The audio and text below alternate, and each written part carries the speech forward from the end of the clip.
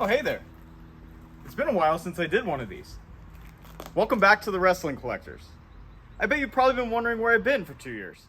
I've been staying active, playing a lot of recreational sports, some of which I'm considering going pro. I've become quite the swimmer.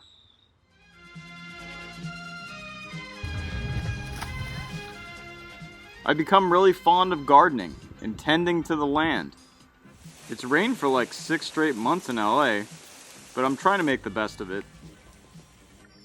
All in all, I've been staying busy, and even though I've picked up all these new hobbies, nothing excites me more than collecting and selling wrestling merchandise.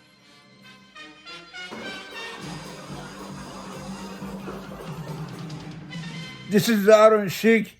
You watching number one show with intelligent Drew Ted.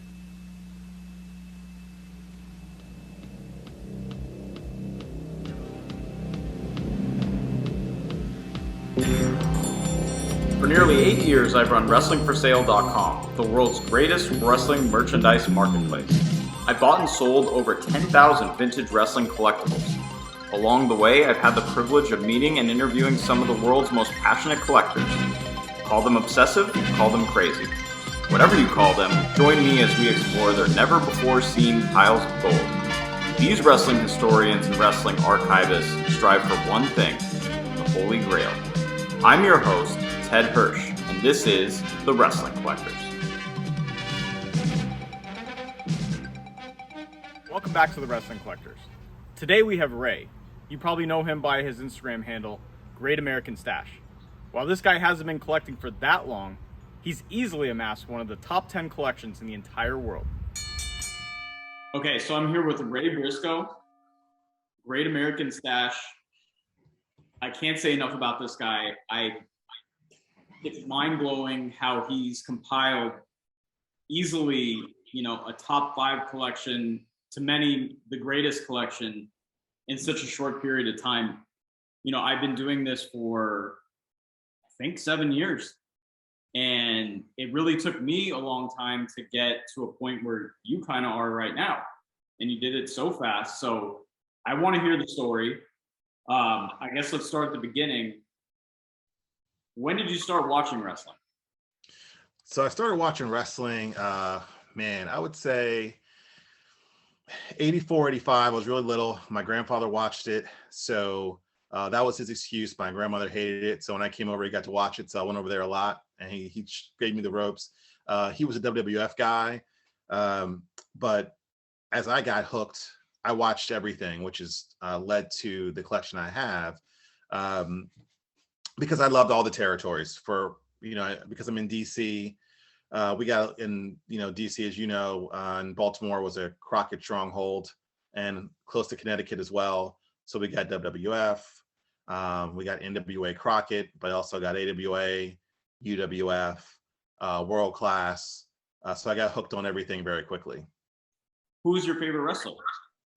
Has to be, I think we share this in the Nature Boy Ric Flair, and Hulk Hogan as well. It morphed, I think, because of the longevity of Rick. It's just turned into all Ric Flair, but it was Hogan and Flair growing up for me, for sure. Yeah. Flair, I love. He's all time for me. I didn't have the luxury of seeing much of him growing up until, he was kind of in that early WWF run. But now that I see your collection, it really tells the story of, your love for the guy in the Four Horsemen. Just the way that they carried themselves and the way we looked at it, I would say all of my friends, obviously just you mentioned wrestling was white hot. Hogan was, he was a movie star, superstar, everything during that time period. So the way we looked at it as the WWF was the, cartoonish, Hollywood, that was fake, but NWA, that was real. And that's what hooked me, was the blood, the gritty storylines. They were doing things that WWF was not doing during that time period, but I love both equally the same. Was there a match or an event that really drew you in? Absolutely. So I think on the WWF side, WrestleMania 3. I was watching, I was kind of, so I was really young then. I was kind of watching, but that was to see, and it's this the cliche, right? To see Andre snatch off Hogan's chain in Piper's pit. And and Piper, who was like the worst guy out there, even he had some compassion for Hogan. That whole thing was beautifully set up. And I didn't know that Andre had been slammed before and he had wrestled Hogan before. Like that stuff, no one saw it. It wasn't on TV. You had to be there, right? Yeah, didn't exist. So for me, that was all new, and to see, and that event was just so spectacular and grandiose, and like the celebrities there, and like the entrance and the packed capacity, that totally got me hooked, for sure. And then on the other side, a little bit later, was Starcade. I believe it was '88. I was here in Baltimore. Was Luger and Flair, and when it wasn't the event, it was the lead up. So, people can go back and it's on YouTube. Flair and Luger did the contract signing on the yacht with Jim Crockett. And, Luger was, that probably was the best promo he ever did, but said some words. And then Flair said his thing and just looked at him and said, Luger, you got to make it to Baltimore. And I think the next week they jumped Luger in the limo when he was getting out of the limo. And I mean, they gave it to him. There was no holding it back on that one. You could see, I mean, he was legitimately, that was a come up for him right there, from them. And that's sort of what I mean too, about the grittiness of Crockett and then later WCW as well.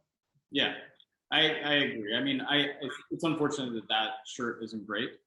Kind of bummer. It's like a stop in my Starcade collection. Ray's gonna walk us through some of his favorite Starcade shirts. Straight Gem, Starcade, Skywalkers. Man, look at that Cornette hit. Any shirt with Cornette. The original Midnight Express. Paul Ellering on the scaffold. Unbelievable shirt. And of course, I show this one again, always. The Gathering. For me, the wrestling shirt of all wrestling shirts. And they hit so many A+ on those Starcade shirts before that one. It's like, well, I don't know, like what happened. I still want to know what happened on that one, but. Yeah. And then right after, I mean, the '89 is remarkable. The '90s is remarkable. Like, Man, nothing to say about this. I'm gonna show it. Sting, Muda, Starcade '89, Future Shock. And I don't know who designed this one. Straight fire. Love this shirt. But we both have that. What is it? That Road to Starcade '88 shirt. Isn't that? Yeah, the Battlestar. Battlestar one. Yeah. So Battlestar, I mean, for people who don't know, before Vince McMahon really took a grip on the wrestling world, the Thanksgiving night event was always Starcade. It was, Vince saw an in, and he had the product, and he's like, I want to do Thanksgiving, and that's why he gave us Survivor Series in 1987. So in '88, NWA has to pivot, and they create Battlestar, which is kind of like, it's like a tour that leads up to Starcade, which is now moved to the end of the year, Christmas, New Year's time. So Battlestar, what we're talking about, is a very cool item for a limited run of shows in 1988. And we're both very fortunate to have that. Do you want to tell us when you started collecting wrestling items? Yeah, so I always, just similar to your story, fell out sort of in the early '90s, kept up a little bit with WCW, and then jumped back in NWO, Attitude Era with Austin, and that's when I really bought some shirts.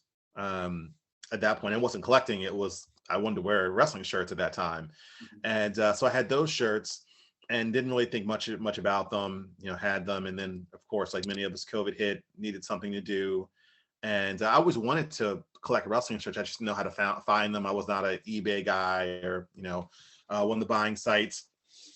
And then somehow on Instagram, I bumped into Wrestling for Sale, and I sat up all night, literally all night, looking at all your shirts that you had sold previously and have coming. I was like, what is this thing? This is crazy. My mind was totally blown. And it's kind of fitting that the first real shirt I bought was the Crockett Cup. from you. That was my first real purchase of significant, which I thought at the time was significant dollars. It ended up not being as the collecting moved forward. And that was sort of right before the real craze hit the market. So I would say, 3 years ago, about maybe a little longer. My collection's morphed throughout the 3 years. Initially, everything was new to me. So everything was like, I wanted to buy this and that. And then, from advice that you gave and another one of the great collectors, Coco gave, and a bunch of others, Nikki and other folks that I'm close to, sort of helped me morph the collection and catalogs and learning what was rare and figuring out and really collecting what you love and not what is the hyped item at the time. And that's when I really switched and sort of turned that. But then also I started collecting shirts that I liked, but it was based on the graphic and how it looked as well. And then I sort of changed from that. And now I'm purely focused on the nostalgia piece, what I loved, what I remember the most, and the wrestlers that resonate most with me. So an example of that is like I pretty much jettisoned most of my new generation era shirts because I didn't really watch that era. And the shirts are really cool, but those aren't the shirts that really mean something to me at the end of the day. Yeah, I'm the same way. I mean, I think our timelines of watching are kind of parallel. I'm not a new gen guy at all. I kind of hate it. I tried rewatching it on the network and it's just not great. And yeah, it's not great. Very dull. There are some, there's always outliers. We love the Triple H rookie shirt because, I don't love the era. I didn't particularly even like the early, versions of Triple H. But you look at this item and you look at the back and the storytelling, and to see that shirt was made in 1995 and the progress that happens over the next 5 years to the point where he does step on people to get to the next level. He does become the game. He does, he does everything that he needs to do to the point where if you have a conversation about wrestlers and someone says Triple H is the best of all time, like, I don't even love his body of work, but like, you can't really make an argument sometimes. The guy is the only person to ever go from being a jobber essentially to running a company. That's a great point, actually. I never thought about it like that. Absolutely.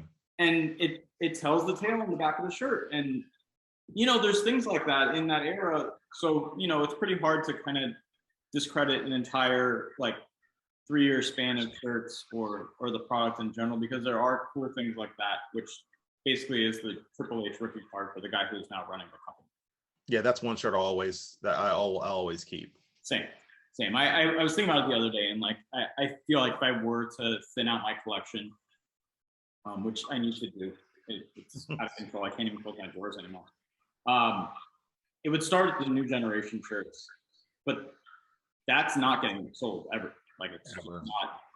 It's not leaving the vault. It's too crazy. It's too important. And I think as time goes on, it'll be considered one of the most important wrestling shirts ever made. I agree. And yet that's one you told me from the beginning, get it and hold on to it. Never let it go. Never let it go. Correct. Yeah. So roughly how many shirts would you say you have in your collection at this point? I'd say I have right about 300, from about a high of 600 or so to about 300. This is a lot. I think that might be more than me. I don't know. I lost track, but I think it is. That's pretty crazy considering it started a little bit before you. Ray has amassed one of the greatest wrestling merchandise collections in the world, comprised of 300 shirts and over 200 rare autographed items from many eras and many territories. After going through it all with him, I would appraise his collection in the $700,000 to $800,000 range. Let's send it to Ray to talk about his top 5 WCW items. I am Great American Stash, and you're locked in with me in the basement. So let's check out my top 5 pre-NWO WCW joints. I love these. I have a vast WCW collection, but these are by far my favorites. Hard to pick. Start at number 5. Bad Street USA, let's rock. Fabulous Freebirds, love this one.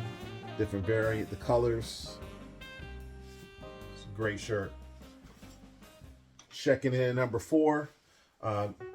This man inspired me on the football field and also what he did in wrestling, particularly beating Vader for the title. Y'all know who it is.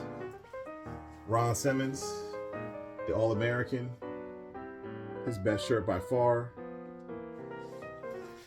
Checking in at number 3, which would have been my number 1, but these top 3 can be interchangeable. These are absolute grails. What do you know about it? Bang Bang, Cactus, let's go. Beautiful shirt.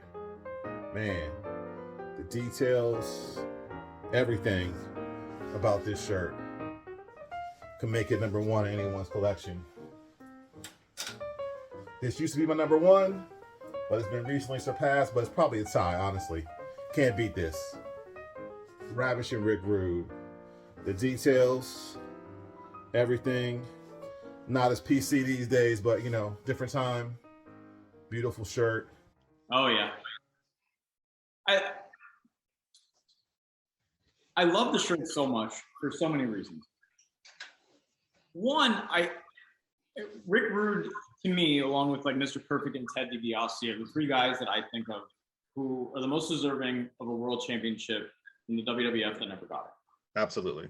And it's unfair because it comes during Hulkamania, where you have 2 guys right below him, Savage and Warrior, that are unbelievable. And it's really hard to see a situation where one of those 3 don't have the belt. So, you know, the fact that he never had it, and then the fact that he gets to WCW and wins it, you know, to me, that shirt is the shirt that kind of cements his legacy, because it comes out at a time when he does have the belt and he is the world champion. And after years in the business, he finally got it and deserved it, because he's definitely, like, no doubt about it, top 4 heel of all time. Yeah, easily. Mm-hmm. Like top 3. Yeah, top 3. And the shirt itself, like, you know me, I'm a Rick Rude collector. I don't, like, things don't leave the vault. I love Rick Rude. The fact that you have that is insane. It took me forever to find it. And number 1, the one-on-one as we know for now, extremely rare. Let's rock. Hey yo, Diamond Stud. When you started collecting, it wasn't an easy era to, like, collect things. You know, it was very expensive, and you have to, like, really make moves and trades and things like that and get creative so you don't spend all your money on wrestling shirts. And that's very hard in our community because not everyone can be trusted.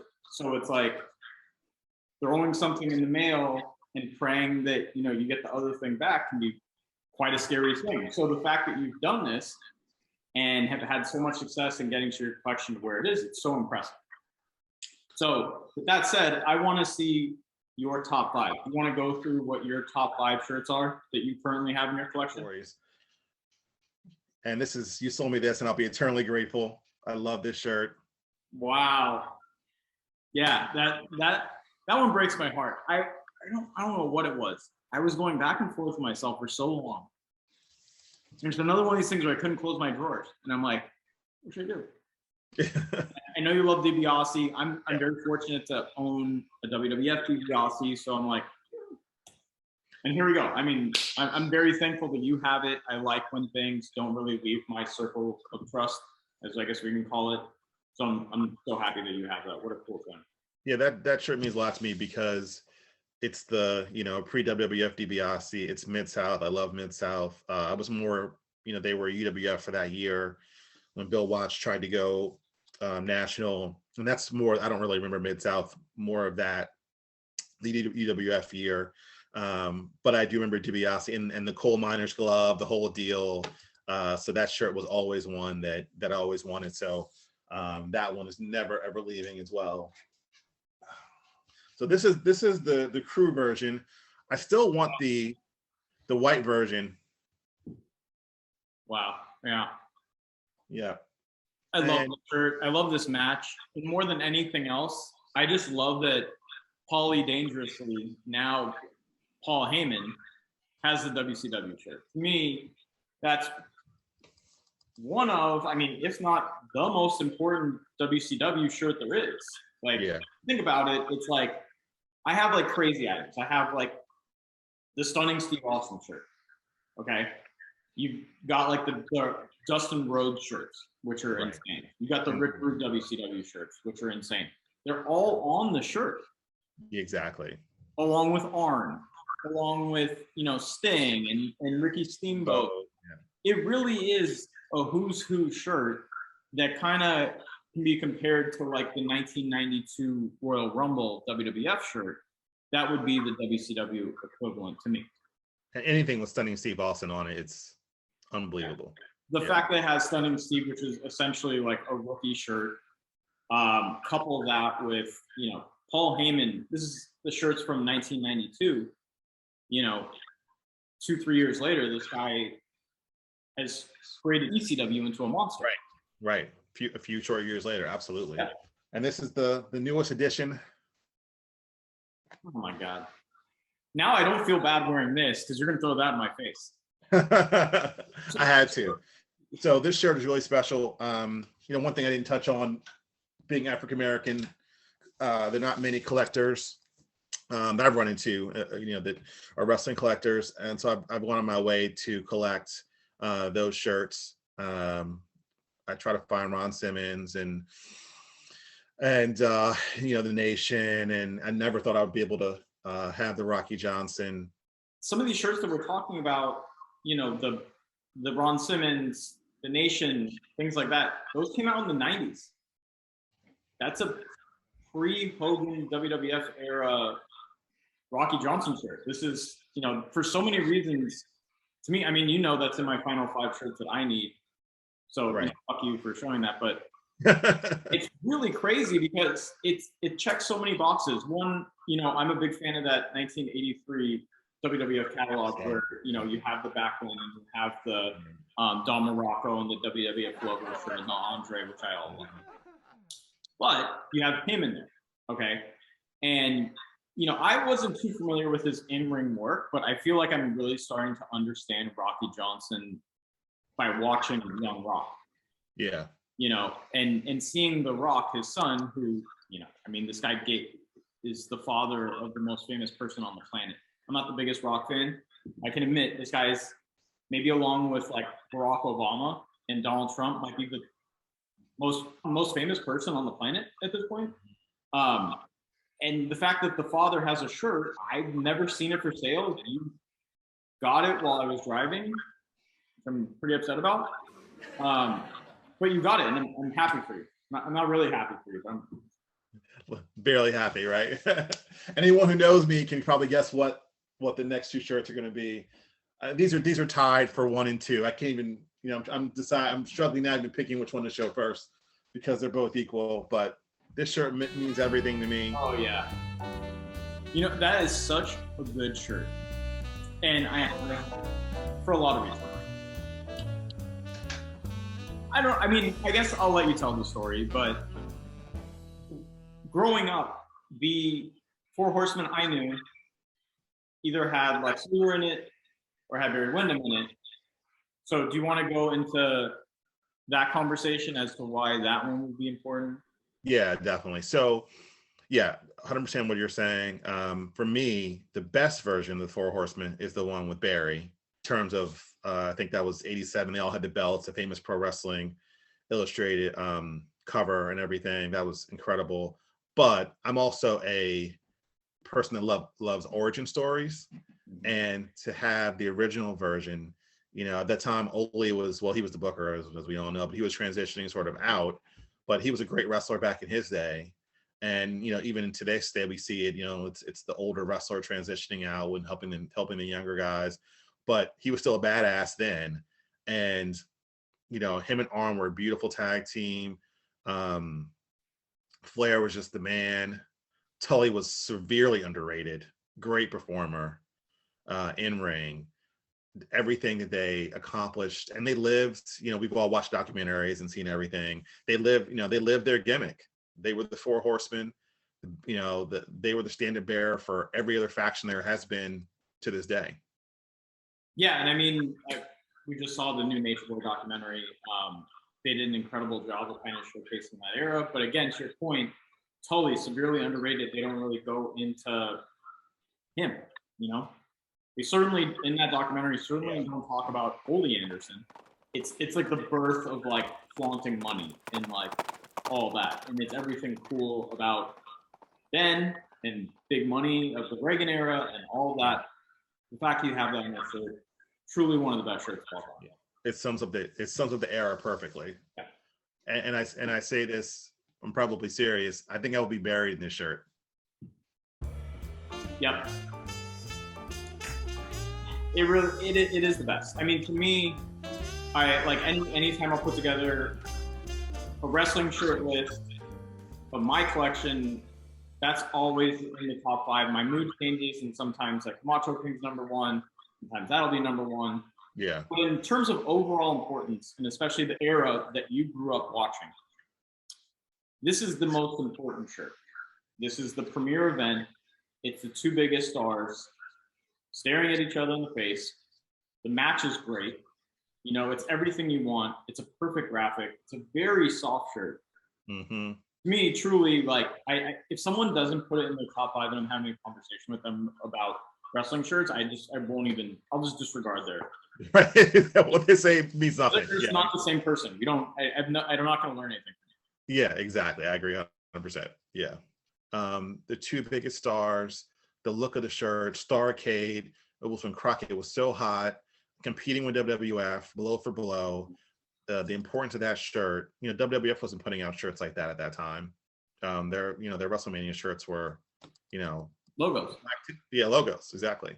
We've both spent a fortune on wrestling shirts. Where do you see the market going?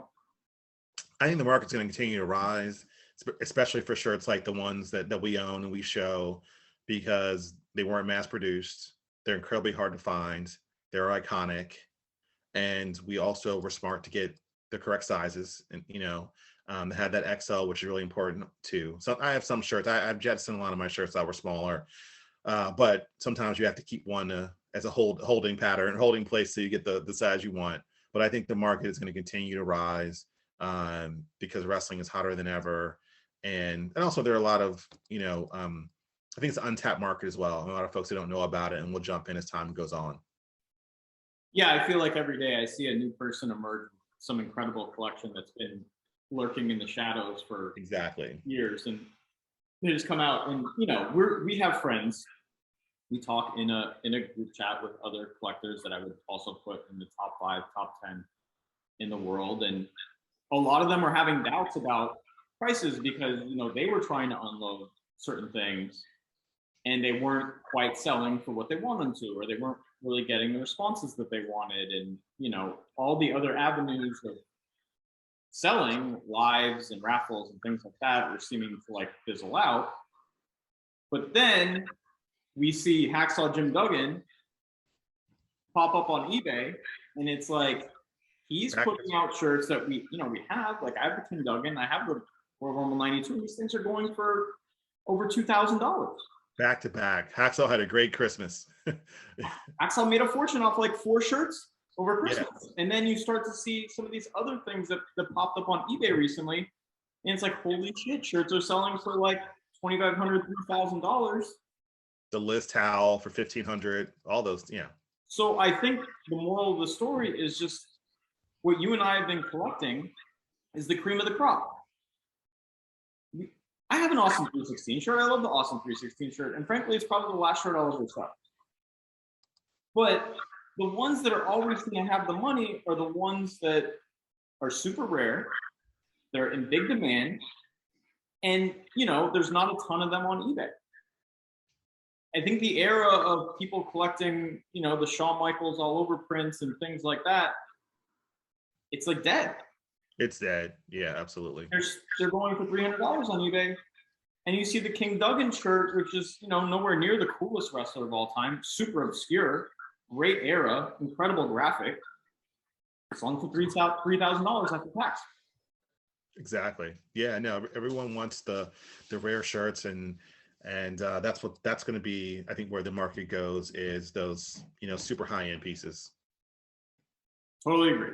There's always going to be a place for Awesome 316 shirts. Black and white Sting, that'll always be there. People will always want it. It's so cool. But I think the things that will always continue to skyrocket and hit the $5,000 mark, $6,000 mark are the obscure heel shirts and any obscure gimmick from the mid 80s to early 90s. Yeah. That's when most of us started watching, and the people who have the money, frankly, that's our era. The York Foundation shirt. Yeah. Yeah. Thank you for that, by the way. I do have to take time to thank you and Josh. Worldwide Vintage. Am I getting that right? Yeah. Worldwide Vintage. 859 fines. Yeah. Sorry, I'm doing this off the top of my head. Crazy story. I'll try to burn through this as fast as possible. I needed this shirt so badly. This is my final 9 shirts. The first time I retired. Needed it more than anything. Ricky Morton, like pretty much through the pandemic, became a friend, and he was like searching nonstop in his house to find it. Couldn't find anything. I talked to Red Rooster. Okay, he can't find anything. I talked to Alexander York. She can't find anything. No one can find anything. I'm talking to Gary Michael Capetta. I'm talking to every random fucker from that era. No one has this thing. I can't find it anywhere. Finally, the guy who made my first logo, Haru, who made the ECW shirts, several other things, he had one. So I'm like, okay, now this thing exists. And I was throwing out crazy money, like high offers for the era, like you wouldn't believe. Thousands of dollars, like crazy. That my wife would murder me if she saw what I was offering. One pops up. You, Josh, other 2 guys, we somehow, we're gentlemen, figured it out. I got robbed. Like I hate myself to this day, but I have it. It was well worth it. I'm so thankful for you guys. Like I obviously couldn't have done it without you. So thank you so much from the bottom of my heart. Truly one of my favorite shirts. Truly like an all-time great shirt to me. If you don't know, it is the 1991 York Foundation shirt featuring the computerized man of the 1990s, Terrence Taylor, Alexander York, and my man, Ricky Morton. I'm a firm believer in shirts go where they're supposed to go, and you were looking for it, you earned it, well deserved. So it needed to get to you. And that's another side funny story at Starcast. We bumped into Ricky Morton and Carrie, and Carrie tried to off the back Nikki for my my Space Mountain shirt, and then I said, hey, you can get it if you find that York Foundation shirt. So tell your dad to go do that York Foundation shirt. Here's my here I am on IG. Give me a holler when you find it. But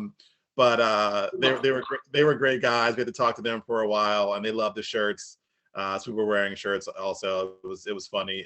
But I tried to hit him as well to see if he had found his yet. What is like the holy grail that you're still searching for, or maybe some of the shirts that you're still looking for? It's sort of a collection of WCW shirts, like we talked about the one you're wearing, Big Josh, PN News, let's see, WWF-wise, Virgil, the I guess the alternate Texas Tornado that CJ has, that's what I'm referring to, that different off-color one. It's beautiful. Things like that. I don't really, I'll pick up other catalog items along the way.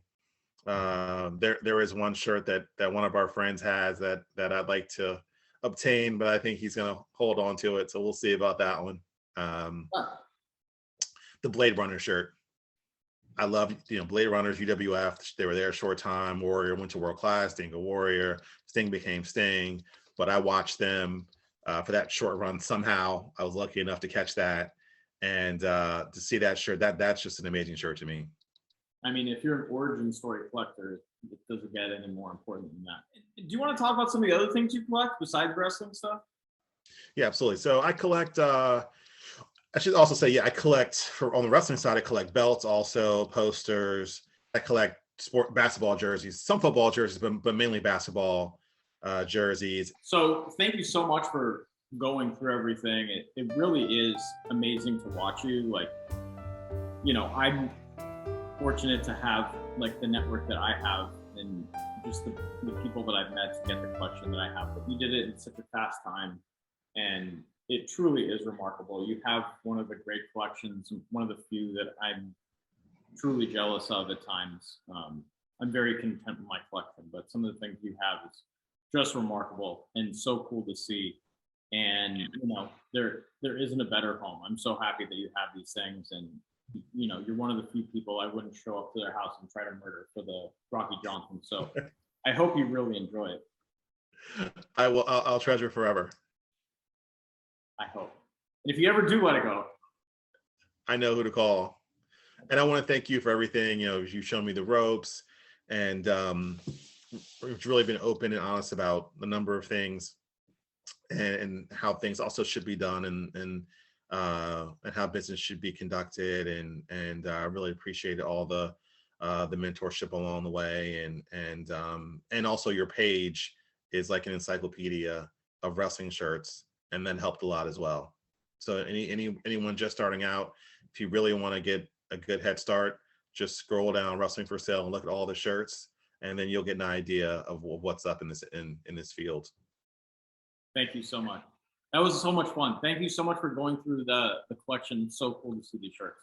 Anytime. Thanks, Ted. It was great seeing you. You too.